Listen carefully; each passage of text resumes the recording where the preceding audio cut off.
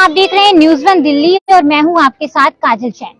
राजधानी दिल्ली में आपराधिक मामले लगातार सामने आते रहते हैं, चाहे वो लूटपाट की हो या फिर किसी की हत्या कर देना। ऐसा एक मामला आज राजधानी दिल्ली के रोहिणी सेक्टर 3 की जेजे कॉलोनी इंदिरा कैंप से सामने आया है, जहां पर एक महिला ने अपने भाई और उसके कुछ दोस्तों के साथ मिलकर अपने ही पति को मौत के घाट उतार दिया।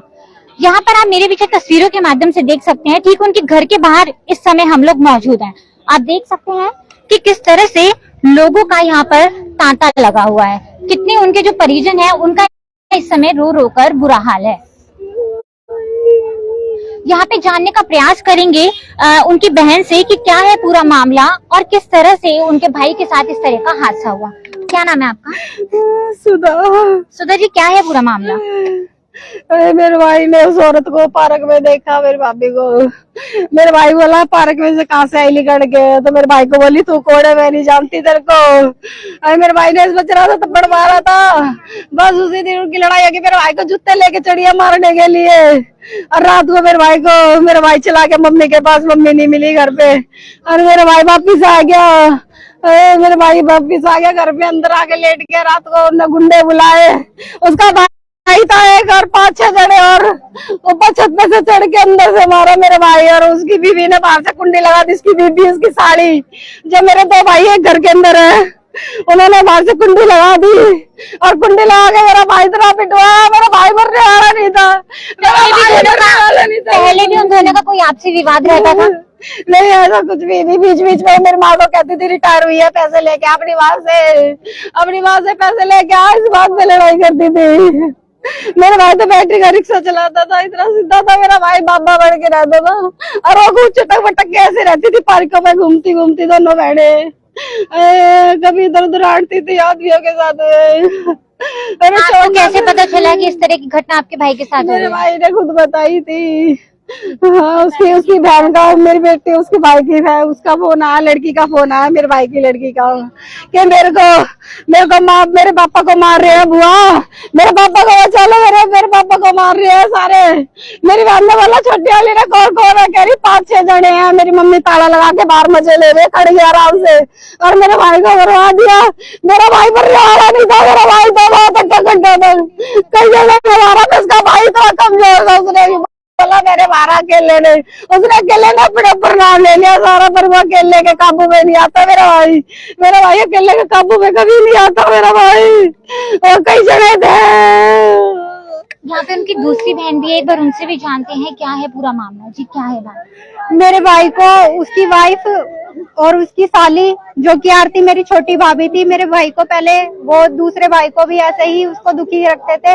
उसको उन्होंने मार पीट के पता नहीं कहाँ भगा दिया है, और उसको बहुत बुरी तरह से मेरे भाई को घर में कैद करके अपने भाइयों से मेरी भाभी ने पिटवाया, जो कि एक भाई उनके सगे हैं जिनका नाम दीपक है, और मेरी भाभी ज्योति और आरती और उनकी माँ शकुंतला ने मेरे भाई को जानबूझ के पिटवाया है अपने बच्चों से। इस तरह का पहले भी दोनों में आपसी विवाद या लड़ाई झगड़ा रहता था? वो हमेशा ही लड़ती रहती थी मेरे भाई से, क्योंकि मेरी मम्मी रिटायर हुई थी एमसीडी से, इसलिए मेरे भाई लड़ती रहती थी। और मेरे भाई को उसकी कुछ गलत हरकतें भी सामने दिखती थी, मतलब किसी से चक्कर या कुछ होगा, ये ज्यादा डिटेल में मुझे नहीं पता है। तो मेरा भाई उस वजह से भी उनकी उस दिन लड़ाई हुई है, जिसके कारण उसने मेरे भाई को पिटवाया अपने भाइयों से। आपको ये पूरी बात कैसे पता चली कि इस तरह से उनकी लड़ाई हुई है? मेरा भाई जिस दिन ये सब हुआ, मंडे को नाइट को ये सब हुआ है, और मेरा भाई मॉर्निंग में 10 साढ़े 10 बजे के करीब हमारे घर पे आया था मम्मी पापा को पूछने। मेरे मम्मी पापा घर पे नहीं थे, क्योंकि मेरे जीजा, बड़े जो जीजा हैं, उनकी बहन पिछले ही हफ्ते वो हुई है, एक्सपायर हुई थी। तो मेरे मम्मी पापा उनकी 13वीं जो होती है उसमें गए हुए थे। मैंने बोला भाई मम्मी पापा तो नहीं है, तो बोला भाई मम्मी पापा आएंगे तो बोलियो, मुझे कुछ पैसों की जरूरत है और मेरे घर में दवाई गोली के वो करवाऊंगा, ये सब चीजें बोल के उसने बताया था कि वो तेरी भाभी ऐसे ऐसे लड़ रही थी, भाई मम्मी को बोलियो पैसे देंगी कुछ। मेरा भाई रिक्शा चलाता था और उसको बोलती थी तू इतना कमाता नहीं है जो मैं तेरे साथ खुश रह सकूं। अरे खुश नहीं थी तो चली जाती कहीं। मेरे भाई का आपसी विवाद जो रहता था पैसे के लिए रहता था? पैसे के लिए रहता था, और वो जो मेरे भाई को दूसरी भाभी ने मार पीट के भगाया वो भी पैसों के लिए ही था। और ये सारे कारनामे उनकी मम्मी करवाती है, जो कि शकुंतला देवी है। उसने अपने वो बुलवा के उसकी अपने बेटों को बुलवा के उसके यार दोस्तों को या जो भी है उसका बेटा मेन है। और लेकिन मेरे पास ऐसी वॉइस कॉल भी है अपनी भतीजी की, मेरे भाई जो एक्सपायर हुए हैं उनकी बेटी की। एक बार वो वॉइस कॉल सुनाएंगे? हाँ मैं सुना सकती जी, हूँ। एक बार जरूर सुनाएं। 1 मिनट। आप तस्वीरों के माध्यम से देख सकते हैं किस तरह से यहाँ पर परिवार का रो रो कर बुरा हाल है। बिल्कुल उनकी परिवार का रो रो कर बुरा हाल है, क्योंकि किसी भी तरीके से एक भी बहन अपने भाई को इस तरह से जाते हुए नहीं देख सकती। आप यहाँ देखिए किस तरह से पूरा परिवार रो बिलख रहा है कि किसी भी तरीके से उनका भाई वापस आ जाए, और इंसाफ की मांग ये लोग कर रहे हैं कि इनके भाई को इंसाफ मिले। अब आपको वो रिकॉर्डिंग भी सुनवाएंगे जिसमें एज अ प्रूफ इनके पास की रिकॉर्डिंग है। जी, बच्चे बोल रहे ना इसमें पापा को मारा। हाँ। Hello nano. हाँ कौन मार रहा है ये? मामा। कौन था मामा? दीपक। दीपक? हाँ। अच्छा, और कौन कौन है उसके साथ? और दो लड़के और थे। और अच्छा, और ज्योति भी है? ज्योति उसकी वाइफ बाहर है।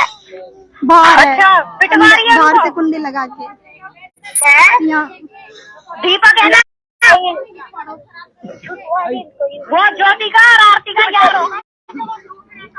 कि देखिए किस तरह से रिकॉर्डिंग में कि साफ तौर पर सुना जा सकता है कि उनकी बेटी ने खुद अपनी बुआ को फोन किया है कि बुआ मेरे पापा को मम्मी तो बाहर चली गई है, मामा जो कि दीपक है जिसका नाम, वो अपने 2 लड़कों के साथ, 2 अपने दोस्तों के साथ में उनके साथ में मार पिटाई कर रहे हैं। जी, और क्या बताएंगे?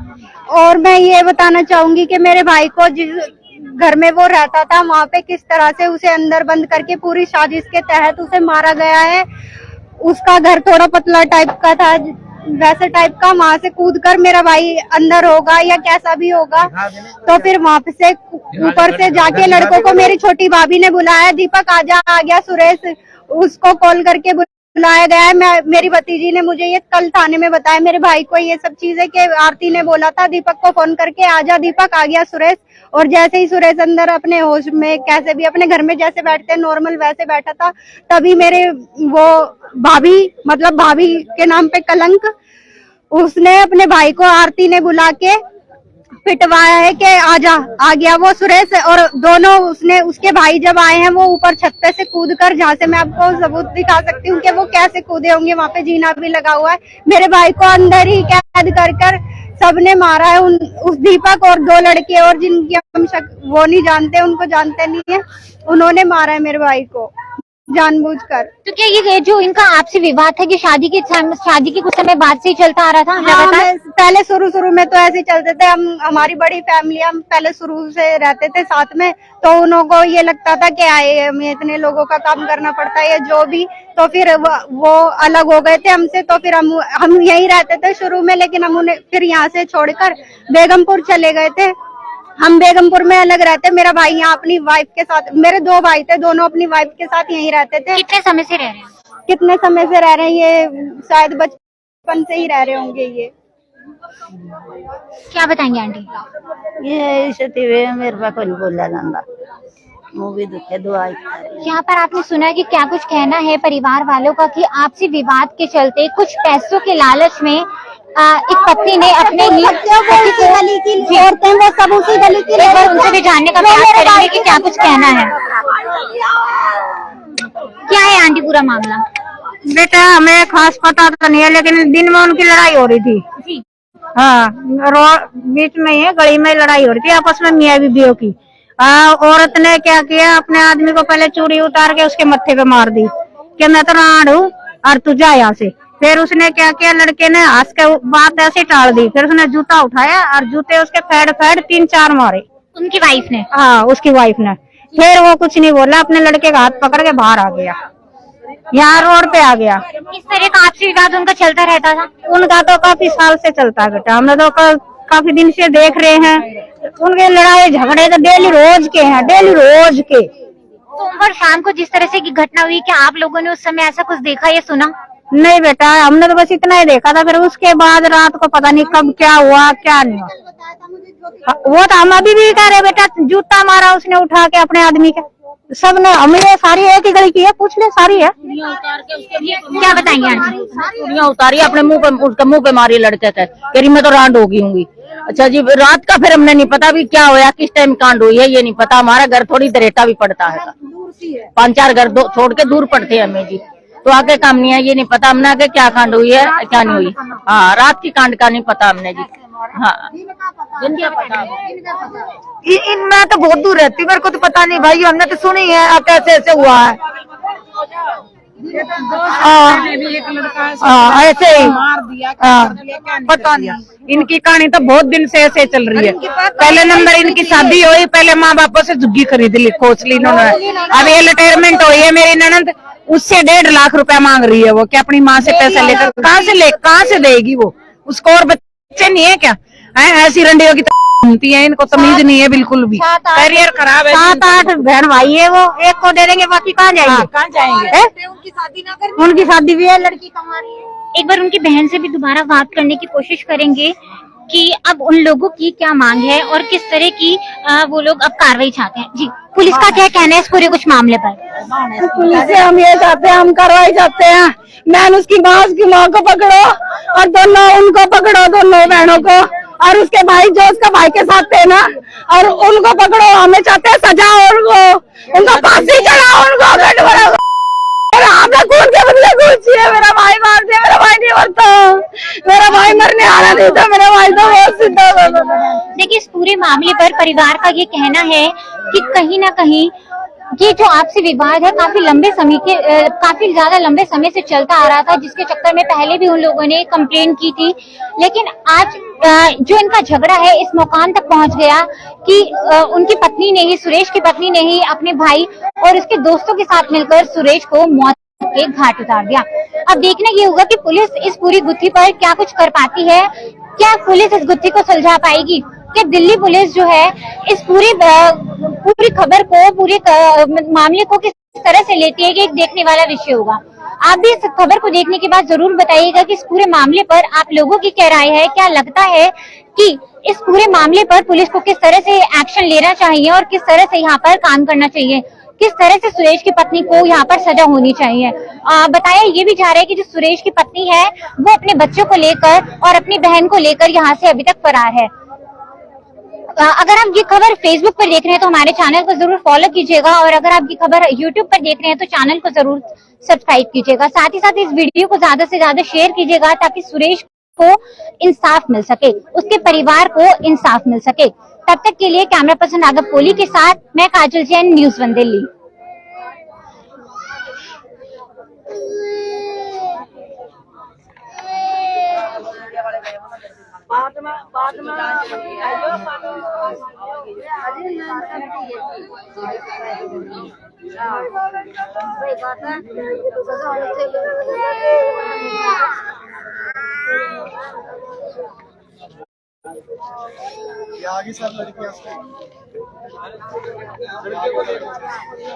यहाँ पर सुरेश के बच्चे भी हैं, एक बार उनसे भी जानने का प्रयास करेंगे कि क्या है पूरा मामला।